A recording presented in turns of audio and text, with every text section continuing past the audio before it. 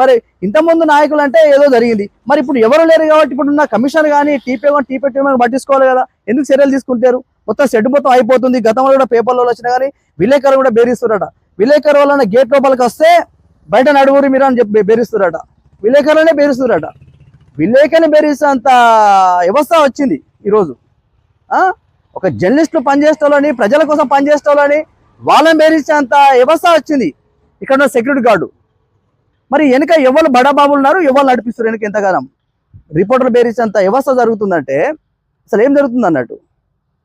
నేను ఇప్పుడు కేకే news reporter లోపలికి పోతేనే మీరు బయట లోపల రావద్దు, బయట నడవ అని చెప్తున్నాడు.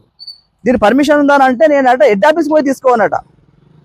ఒక జర్నలిస్ట్ అయినే జర్నలిస్టు ప్రజల కోసం పనిచేసేటోళ్ళు, డెవలప్ కోసం మాట్లాడేటోళ్ళు, మరి ఎక్కడ పర్మిషన్ మనం పోతామా? మనకు అవసరం అది ఎవరికి అవసరము?